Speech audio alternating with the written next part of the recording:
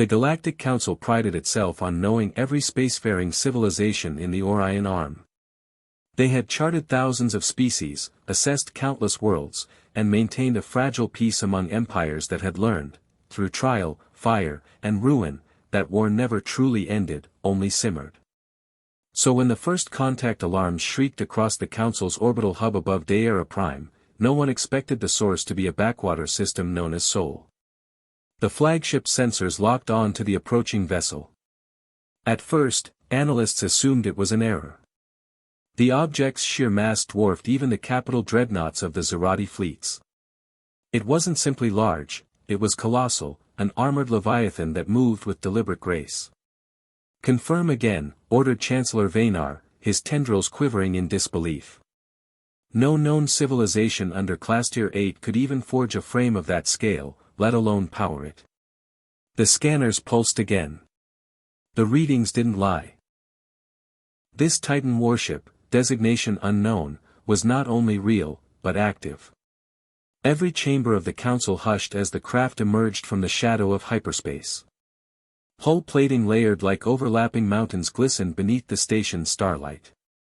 Energy signatures rippled from its core, bending gravitational fields as though the ship itself dictated the laws of physics. Entire wings of the station's defense net dimmed under the warship's arrival, as if bowing before something greater. And then it spoke. A transmission, clear and deliberate, carried on every frequency, translated seamlessly into every tongue. "We are the Terran Union. We come in peace, if peace is honored." The Council chamber erupted. Dozens of species debated in overlapping voices. How could a primitive Death World species, classified barely Class Tier 4, suddenly appear at their doorstep with a weapon ship that outclassed fleets older than their recorded history? Admiral Koresh of the Volari leaned forward, her scales shimmering uneasily. They should not exist at this level. Their system was quarantined for instability.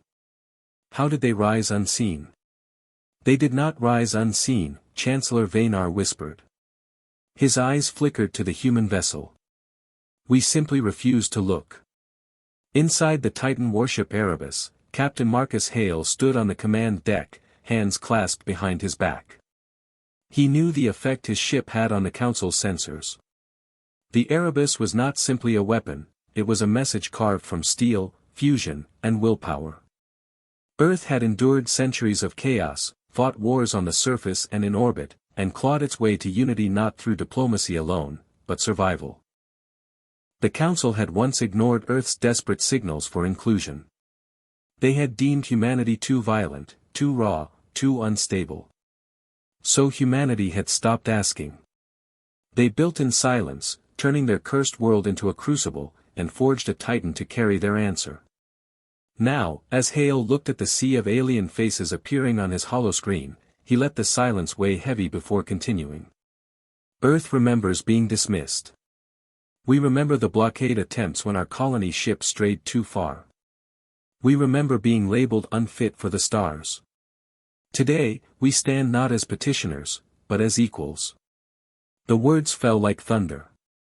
For the first time in centuries, the Council chamber was paralyzed. The Terran warship's reactors pulsed, each heartbeat of the vessel sending tremors through their stations. It wasn't a threat spoken aloud, it was the raw fact of human capability, undeniable and immediate. A Kalari delegate broke the silence, voice trembling. If humanity has reached this point alone, what else have they hidden? What else lies behind that warship? Chancellor Vaynar's gaze swept the chamber. He knew the answer. For every civilization present, history carried a simple lesson: when a new predator appeared, you either bent the knee or prepared for extinction. And now, for the first time in ages, they all felt it, the old fear. Captain Hale inclined his head slightly, his voice calm but ironclad. Make no mistake, we are not here to conquer. But we will be heard. Earth does not ask for a seat at your council. Earth takes one. In that moment, every sensor lit brighter than before.